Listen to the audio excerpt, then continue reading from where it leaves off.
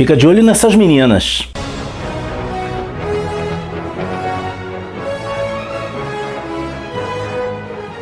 Olá! Bem-vindo ao Fantasma Brasil. The Ingenuous, As Mocinhas, foi a 192ª aventura dominical do Fantasma. O texto é de Tony DePaul e a arte é de Jeff Weigel. Essa aventura terminou recentemente nos jornais estadunidenses e a gente vai listar aqui 5 motivos para você ler essa aventura tão legal. Ah, se você quiser se adiantar, você pode ler essa aventura inteirinha lá no blog Fantasma Brasil, totalmente de graça.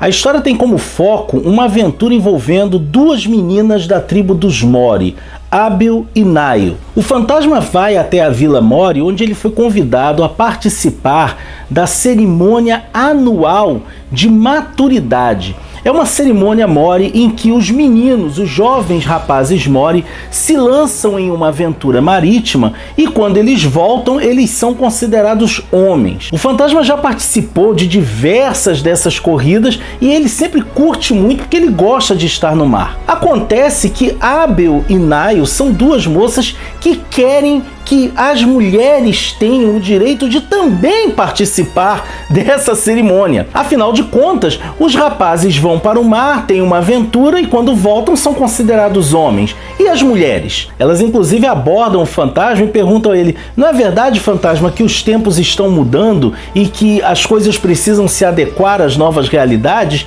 E ele confirma, mas depois ele fica com a pulga atrás da orelha sobre o que estava vendo ali. É então que o jovem rei Mori comenta com o fantasma qual era o pedido das meninas. E o que é interessante é que o rei, ele concorda com elas. Ele também é um jovem, ele inclusive era um jovem príncipe na aventura anterior em que o fantasma esteve com os Mori e agora ele é o rei. Ele concorda com elas. Ele fala assim: poxa, nós, os rapazes, vamos para o mar e voltamos homens. E o que determina que as moças se tornam mulheres? Ter um bebê? Os tempos mudaram.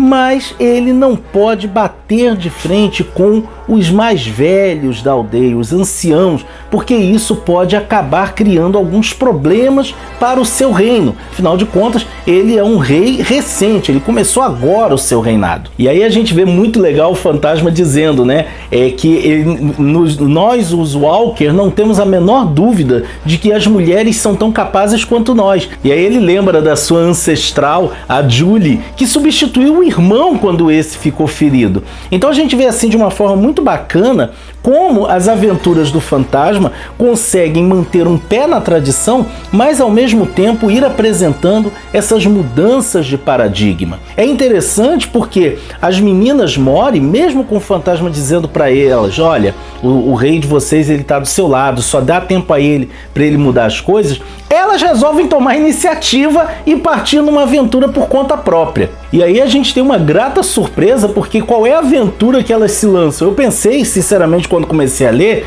que elas iam pegar um barco lá e iam tentar participar da mesma corrida lá que os rapazes estavam fazendo. Mas não, elas vão para Mauitã. Elas fazem uma coisa que nenhum Mori costumava fazer, porque os Mori não costumam ir até a cidade em nenhuma ocasião. Isso é inédito na cultura deles. E quem fala que isso é inédito na cultura deles é Heloise, que encontra Abel e Nayo lá na cidade, né? E ela tenta conversar com elas para dizer para que elas tenham cuidado, né? Com predadores no sentido de pedófilos, aproveitadores, mas ela percebe que o Mori dela tá meio enferrujado. É realmente uma história que vai procedendo uma mudança de paradigma muito legal, mesmo com o pé na tradição.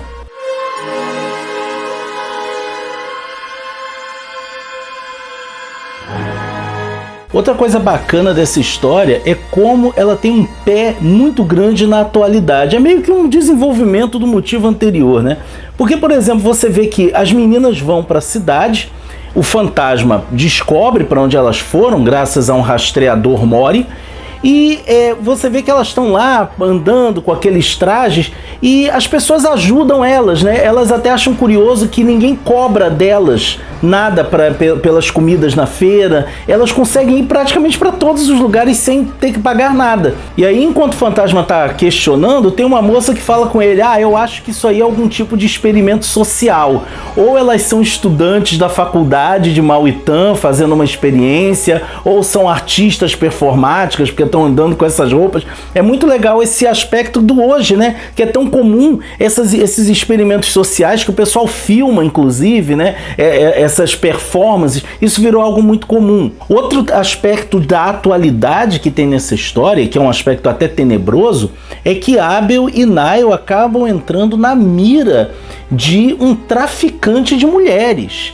O grande conflito da história vai ser dado por um sujeito que fica de olho nas duas e faz um acordo lá com um cafetão para entregar duas moças mori recém-chegadas da costa. É realmente assim uma coisa tensa, porque ele é esse predador, né? Essa figura que fica vigiando as meninas e tentando de alguma maneira capturá-las. Inclusive, numa das cenas, já no auge da história, as duas estão numa boate, né? Curtindo a vida noturna, querendo conhecer aquilo ali, e ele pega duas bebidas, vai levar duas bebidas para elas e ele tem lá um acordo com o garçom, ele coloca um remédio na bebida das duas, né? Possivelmente um narcótico, porque ele vai dopar as duas e levá-las até o seu pagante, né? Até o seu contratante. Só que ele não esperava quem ele ia encontrar no caminho dele. E é muito interessante essa pegada moderna. Mais uma vez eu digo que quando comecei a ler a história, eu tive medo de que ela tivesse aquele aspecto das histórias antigas, que fosse seguir pelo caminho tradicional. As meninas vão tentar fazer a mesma coisa que os rapazes. Mas não, elas resolvem fazer algo diferente. E mais, esse pano de fundo da atualidade é muito interessante. Até mesmo quando Heloise pega o telefone e liga para o celular do pai. O fantasma tem um aparelho celular. É muito legal mesmo.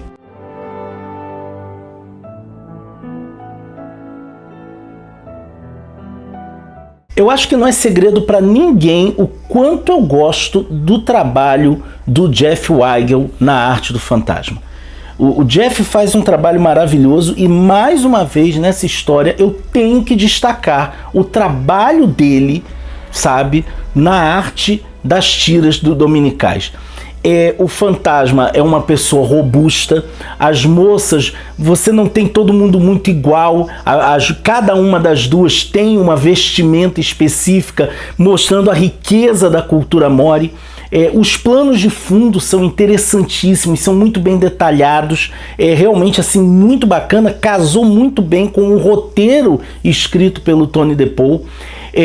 O uso das cores que vai indicando, né, os espaços em que a história se passa, a paleta de cores muda de acordo com os espaços de uma forma muito sutil e ao mesmo tempo muito perceptível. No meio da publicação dessa aventura, o King Features alterou o layout da tira dominical, né? As tiras dominicais eram publicadas no formato de paisagem e lá pelo meio da história o King Features colocou no formato de retrato. E cara, ainda assim a arte do Jeff Weigel não perde em nada nisso. É realmente um trabalho muito bacana. Eu acredito que o Jeff Weigel vai se firmando como um dos melhores artistas que já trabalhou com o fantasma em todos os tempos. Um legítimo herdeiro da tradição de artistas que já ilustraram as tiras do Espírito que Anda. O cara tá de parabéns.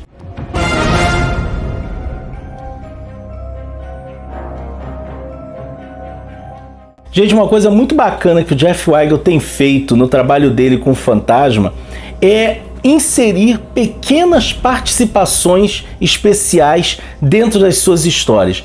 E nessa aventura nós temos duas. Nós temos um personagem que aparece lá brevemente, um personagem secundaríssimo, que é a cara do Jaime Dias. Jaime Dias, que é um grande fã do Fantasma, eu já troquei muita ideia com ele, o cara é muito bacana, ele conhece muito do personagem, ele tem materiais assim incríveis, e como o Jaime Dias é muito próximo da galera lá nos Estados Unidos, afinal de contas é onde ele vive, o Jeff Weigel volta e meia coloca o Jaime Dias aparecendo nas histórias, né? A gente já tinha visto ele em O Navio Espião, fazendo um dos antagonistas, e agora ele aparece ali como esse personagem de fundo. Uma outra participação especialíssima que tem aqui é a do David Reddick, que é um artista visual, né, um pintor que tem uma das suas obras aparecendo em uma das cenas da história. Tem uma cena em que a Abiel e a Nile vão até o Museu de Arte de Mauitan e elas estão lá observando uma exposição de arte abstrata. E elas até se questionam, poxa, que troço mais esquisito. Será que é pra gente entender alguma coisa? E os quadros que aparecem na exposição que elas estão vendo são desse camarada, o David Reddick, que inclusive ele ficou muito contente de ter a sua arte aparecendo nas tiras do Fantasma. Ele fez uma postagem no Face dele agradecendo ao Jeff Weigel. Foi realmente uma participação muito legal.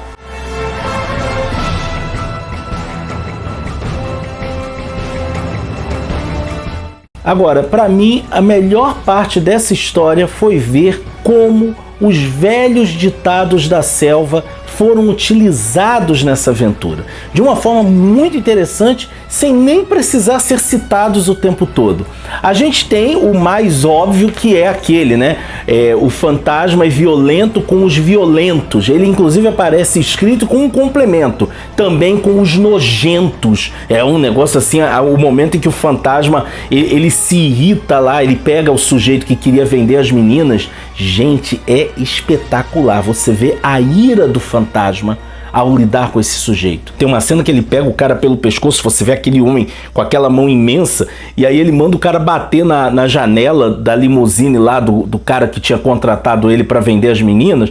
O cara bate, ninguém faz nada, ele, vamos bater com mais força. Ele bate com a cabeça do indivíduo lá na janela do cara. Realmente assim, espetacular. Você realmente tem medo do fantasma. Que, aliás, eu acho que isso é um aspecto, às vezes, pouco aproveitado sobre o fantasma nas histórias. O fantasma existe com um motivo: botar medo nos criminosos. E aqui, esse ditado, né? O fantasma é violento com os violentos, é aterrorizante para um homem mau acordar e ver o fantasma, está sendo muito bem utilizado. Outro ditado que aparece aqui de uma forma primorosa é: você não encontra o fantasma, ele encontra você. Tem vários momentos em que o fantasma ele fica vigiando as meninas e ele até pensa assim: seria muito fácil para mim fazer uma ligação para a patrulha da selva e mandar que viessem recolher as meninas e levar de volta para Costa Mori. Mas isso seria um problema, porque dali a uma semana elas dariam de volta aqui e aí não ia ter jeito. Então ele fica ali tomando conta delas, e como elas não o veem em momento algum, embora aquele homem com roupas de entregador, guarda, segurança, trabalhador de energia elétrica, o cara tá ali, vários momentos ele tá aparecendo no fundo das cenas, e virou meio que uma diversão de alguns fãs ficar procurando, será que nessa cena ele aparece sem a gente ter visto? Então o fantasma encontra você, né? Você não encontra o fantasma, ele encontra você. E junto disso a gente ainda tem aquele que para mim foi o meu predileto nessa história, que é: às vezes o fantasma caminha pelas ruas da cidade como um homem comum. E cara, é muito da hora, porque nós nos acostumamos a ver o fantasma andando pelas ruas da cidade como um homem comum, usando sobretudo, óculos escuros e chapéu. Gente, eu acho que não tem nada menos comum hoje em dia do que um sujeito de sobretudo, óculos e chapéu, né? Principalmente no calor. Não é nada comum.